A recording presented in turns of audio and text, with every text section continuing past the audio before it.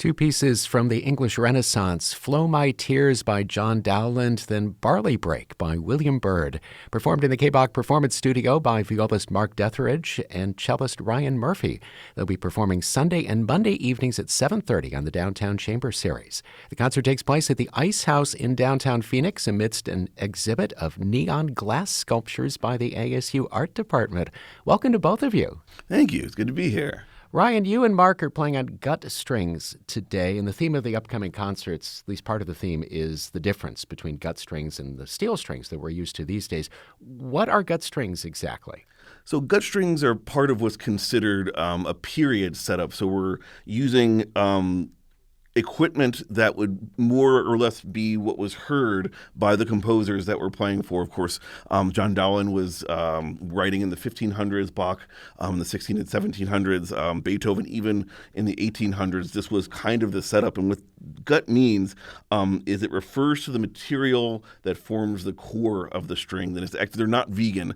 They're actually made of the intestines of either sheep or cows, which is kind of gross. But that was the material that they had to work with, just an animal byproduct of farming back then, and they were able to string these out. These were also used and still are used in Asian cultures with their string instruments and in Muslim cultures with their string instruments. So it was something that was fairly worldwide, kind of used with these sorts of instruments. And it's something that still persists. There are still period ensembles where you are contractually obligated to buy and use these strings and this equipment. In addition to the strings, we're also using Baroque-style bows, which are a slightly different material. These bows that me and Mark have are made of a wood from China called snakewood. It's kind of got an interesting spotting, kind of reptilian looking. They're also shaped slightly differently. So unlike modern bows, which are concave, have a curve downward, these are more straight, more like kind of your archery bows and arrows, and it creates a very, very different sense of sustaining and of shaping than a normal bow. There's also no metal parts on these bows. Again, those were manufacturing techniques that were a bit too advanced for the 1600s. Yeah, so a lot of differences between what you're playing today and what people would see, say they go to the Phoenix Symphony and see musicians play on modern instruments. What do you have to do differently to play on gut strings? Do you do anything technically wise to make a difference between gut strings and steel strings? Yeah, so steel strings are generally much thinner, and because of that, they respond much more quickly. They're much more tolerant of temperatures. Even in the left hand, you generally have to use more pressure to get the gut strings to down so that they speak clearly. Things are also complicated by the bow. In the Baroque and classical even style bow, there's very, very little weight at the tip, so you're generally playing much closer to the frog, especially on cello, to get the strings to move. So everything takes a little bit longer. The strings are much more finicky as you play higher and higher and higher. The chance for the notes to do strange things occurs at a higher and higher frequency, literally and figuratively. So it takes a little bit more consideration, a little bit kind of cleaner technique. I find, however, that if I'm playing a lot of gut string, a lot of my Baroque setup, that when I switch back to my modern setup with the steel strings and the more modern bow, I sound a lot better because I'm being a lot more efficient with my bow usage and a lot more strong in my left hand with getting my fingers down. So it translates one direction, more or less. Okay, and you brought in some music of Bach, a couple of the inventions originally for a piano, two-part inventions, and two parts, a viola and a cello. Why did you pick these pieces for this concert? Well, I like these pieces. We were looking for duets for viola and cello, and of course, neither of these instruments was really considered melodic or soloistic style of instruments. They were more accompaniment sort of thing. So finding pieces for viola and cello that were originally written is nearly impossible, and really isn't until the Beethoven where we get something specifically written for this combination. But the two-part inventions are great because they are both very, very simple and very complex. With two parts, you are only dealing with two-note counterpoint. You're generally kind of staying in the same key area. As the idea with these pieces was to kind of explore all the different keys with Bach's kind of new tuning method of keeping all the notes evenly spaced apart. So historically, they're important pieces, but they're a lot of fun to play, and there's so much character in each of the different each of the different inventions. So he's also got 3-part inventions. Part of the Weltemperier Clavier, I think, was also part of this the little set of piano pieces that I think were mostly kind of etudes for Bach to work on with his students and with himself as a compositional exercise. So they're neat pieces, and it's unusual because this is actually written for violin and cello, this arrangement, from piano. So Mark has his work a little bit more cut out for him than I do on the cello part, which feels a little bit more natural. But they're neat pieces. They're a little challenging, but Bach is the best, I think. Yeah, let's enjoy these now. 2 inventions, numbers 14 and 20, by Johann Sebastian Bach, performed by violist Mark Deatherage and cellist Ryan Murphy in the KBACH Performance Studio.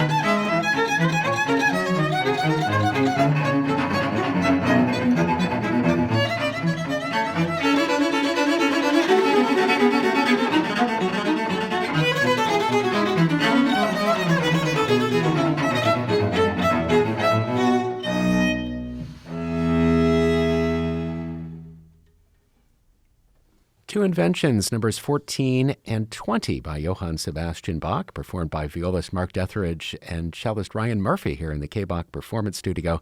Mark and Ryan will be performing those pieces at the Ice House in downtown Phoenix this coming Sunday and Monday as part of the Downtown Chamber Series. You can learn more about the concert at downtownchamberseries.org. Mark, as associate principal viola of the Phoenix Symphony, you're playing large orchestral pieces all the time, and here you're in a totally different sound world, a different instrument, different bow, different tunings. What do you have to do to kind of create this mindset, or is it just part of the job as being a musician to be able to play anything and everything? Well, you're right. This is a complete departure from my day job. Different instrument, different techniques, different sound world. And for me, this has been an exciting project because I'm stretching my boundaries here. Ryan is by far the more knowledgeable in this realm, and I'm moving to meet him for this project. Okay. Now, let me ask about the piece you're going to be playing next, the Beethoven. It's, let me get the title exactly right here, the Duet with Two Eyeglasses Obbligato. What does that mean? This is a quirky piece for Beethoven. It was probably never intended for public performance, but private parlor music. He dedicated the piece to his friend Nicholas Zmeskal, and they performed it together, Beethoven on viola and Zmeskal on cello. Both of them wore eyeglasses, and it's a bit of fun poking at oneself to call it for obligated eyeglasses. Now, Ryan has eyeglasses, and you don't. I don't. So are you really allowed to play this piece? Well, I'm also using a tablet. The music is quite large. Okay, very good. Maybe I'll get some sunglasses. Violist Mark Deatherage and cellist Ryan Murphy, they'll be performing in the Downtown Chamber Series Sunday and Monday. They've got the Eyeglasses Duet by Ludwig van Beethoven right now from the KBACH Performance Studio on 89.5.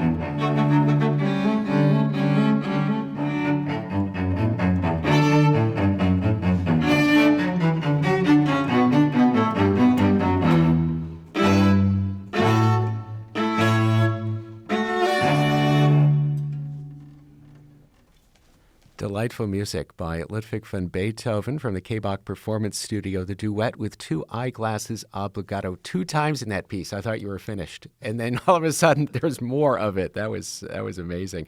We heard musicians performing on the next Downtown Chamber Series concert, violinist Mark Deatherage and cellist Ryan Murphy. Thanks for coming in. Thank you very much for having us. The next concerts on the Downtown Chamber Series will take place Sunday and Monday evenings at 7:30 at the Ice House. That's at 429 West Jackson Street in downtown Phoenix. You can purchase tickets at downtownchamberseries.org and at the door.